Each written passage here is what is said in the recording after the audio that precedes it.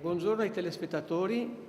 Oggi siamo qui il 25 aprile 2015 a Favaro Veneto e siamo a ringraziare e testimoniare, il 70° anniversario della liberazione. Pertanto io mi sentirei di dire che abbiamo innanzitutto un obbligo morale nei confronti di chi ha perso la vita o ha combattuto per questa nostra libertà. E per questo io mi sentirei di dire che ognuno per conto proprio e nel proprio impegno civile dovrà essere testimone di questi avvenimenti e soprattutto passarli come testimone ai nostri nipoti. Solo così potremo mantenere ciò che ci hanno regalato e soprattutto poterla anche trasportare in futuro.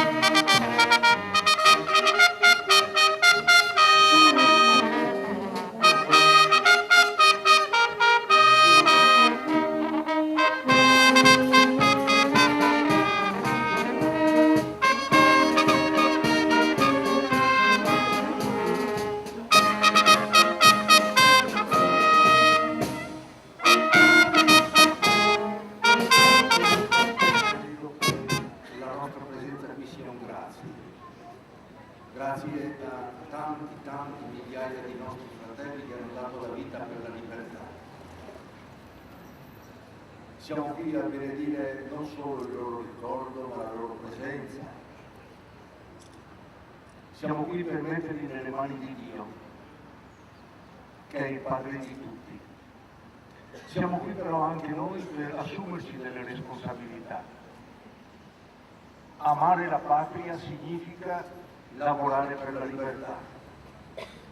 Lavorare per la libertà significa lavorare per la giustizia, perché non c'è pace se non c'è giustizia. E allora i nostri fratelli hanno amato la patria, noi dobbiamo imparare ad amarla. Dobbiamo insegnare alle nuove generazioni, amandola, che la patria si deve amare.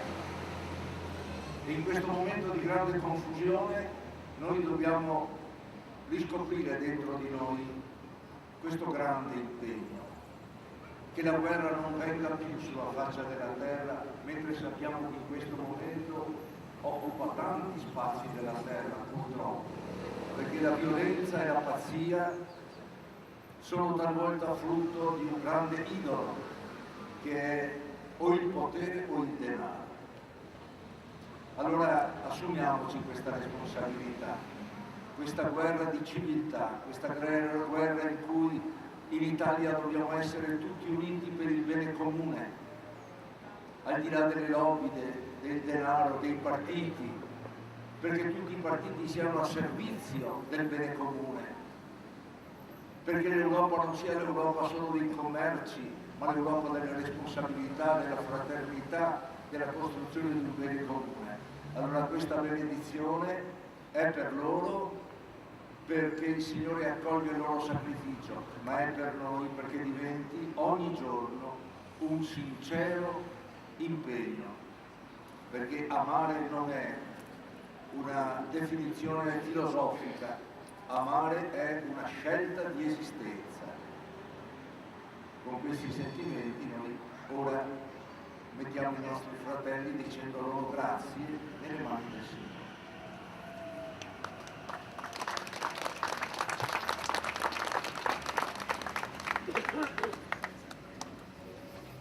Padre nostro che sei nei cieli, sia santificato il tuo nome, venga il tuo regno, sia fatta la tua volontà, come in cielo così in terra.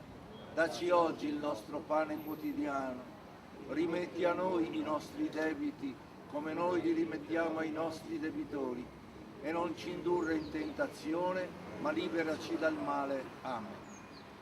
Signore, ti preghiamo di tenere stretti a te, che sei il Padre di tutti, questi nostri fratelli che per la libertà della nostra patria hanno donato la vita.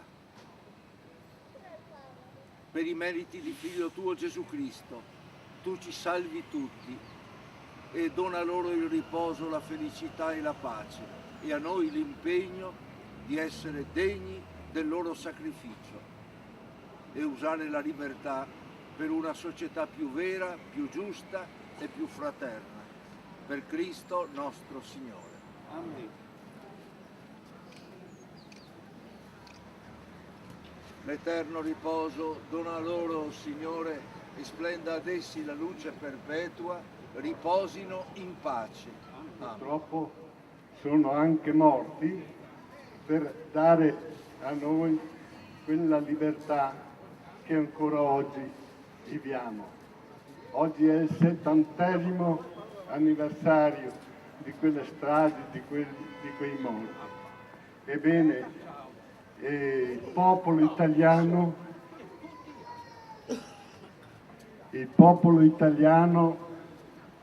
lottò, e tutti insieme, militari, civili, contadini, intellettuali, donne, perfino i bambini. Quindi questa libertà la dobbiamo a quella gente, a quelle generazioni, a quei popoli, a quel popolo, e quindi noi dobbiamo essere sempre attenti. Il nostro compito è di salvaguardare questa libertà, questa democrazia e questa situazione democratica che noi viviamo. Molto spesso non è che si possa dire che tutti sanno cosa è successo in quegli anni. Io ho avuto il compito di andare per le classi e parlare con i ragazzi, i quali mi hanno fatto diverse domande, ma una in particolare. Uno dei ragazzi qui assieme al generale Ilio Muracca, chiese: ma chi è che ha fatto la canzone O Bella Ciao? Ebbene, lui le rispose: l'hanno fatto i partigiani di quel tempo, di quell'epoca, in quei momenti tristi. E allora questo ragazzo ha detto: la cantiamo anche noi, e quindi hanno cantato Bella Ciao. L'ex generale, pur avendo una certa età, si è anche un po' commosso, ha detto: vorrei essere sempre tra voi ragazzi. Qui devo citare una cosa, tramite la signora, anzi professoressa Savosin, è andata in cerca di testimoni di quel periodo, e va che ci ha trovato un ragazzo ucciso dai nazifascisti, e questo ragazzo è stato ucciso solo e per esclusiva situazione che non ha voluto dire dove erano rifugiati i partigiani. Ebbene, questi qui alla schiena, mentre lui correva, scappava via, l'hanno ammazzato. E qui era uno che rischiava di passare nel dimenticatoio. E invece questa professoressa, con le testimonianze, che molto spesso queste testimonianze non ci sono più, hanno intitolato il nostro centro del teatro, l'auditorio, al suo nome, Luigino Brogiò. E quindi questo qui rischiava, come tanti e tanti altri, di andare nel dimenticatoio. Quindi anche a questi e anche a loro dobbiamo dire grazie, perché oggi siamo qui a festeggiare, e questo festeggiamento dovrebbe continuare per tutti i 365 giorni dell'anno, perché sempre purtroppo c'è qualcosa che ci impone e viene imposto, e ci sono barbarie ancora oggi nel resto del mondo che sono più o meno le stesse che sono successe in quegli anni del 43-45. Quindi io, come associazione AMPI, dico siamo attenti. Anzi, vorrei dire una cosa: appena stato eletto il Presidente della Repubblica, la prima cosa che ha fatto, che ha avuto la notizia che è stato eletto Presidente, è andato alle fosse ardeatine, rendere onore a quei martiri. Quindi questa è la nostra idea in quanto AMPI e in quanto cittadini. Quindi io ringrazio, grazie.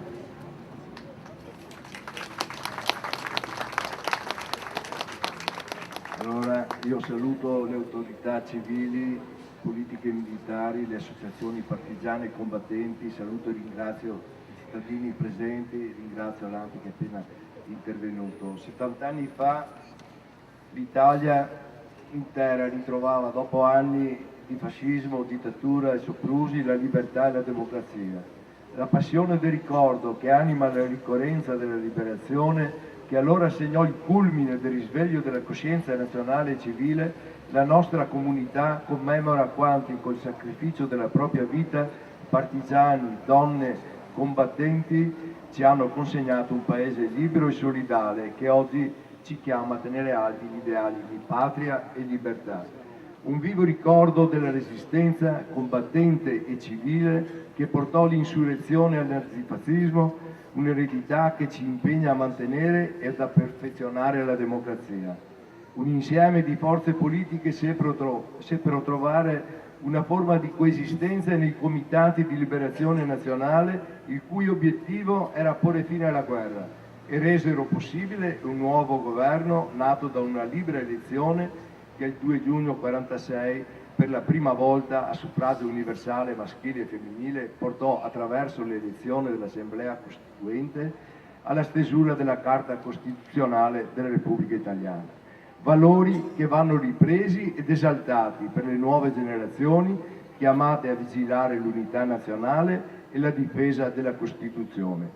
In questo giorno un sentito pensiero va anche all'unità europea, che ha modificato la relazione tra le nazioni garantendoci un ampio arcobaleno di pace. Nel nostro territorio oggi c'è anche la festa di San Marco, la festa del popolo, un atto d'amore che è il sale della vita. Ma io oggi qui voglio chiudere il mio saluto ricordando in un momento come questo Vincenzo Zecca, membro autorevole dell'Associazione Nazionale Combattenti e Reduci, è mancato a 95 anni, di cui hanno fatto i funerali il 17 aprile. Nonostante l'età e i problemi fisici, Vincenzo ci ha regalato fino all'ultimo una grande testimonianza di impegno civile. Zecca, quotidianamente attivo in tutti questi anni, con modestia e grande dignità, nel 70° anniversario della liberazione ci ha passato il testimone di tenere alti gli ideali di patria e libertà. Ora, dopo un intenso vissuto terreno, Vincenzo ha una nuova esistenza. Grazie.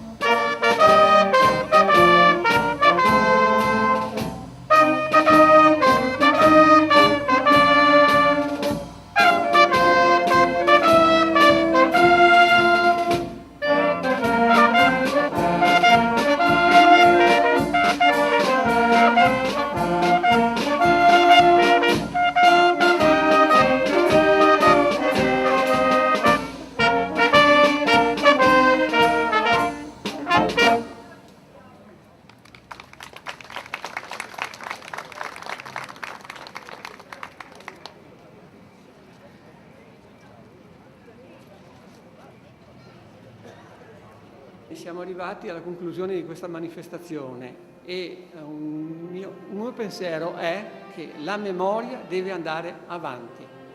Un saluto a tutti voi e un buon 25 aprile 2015 a tutti.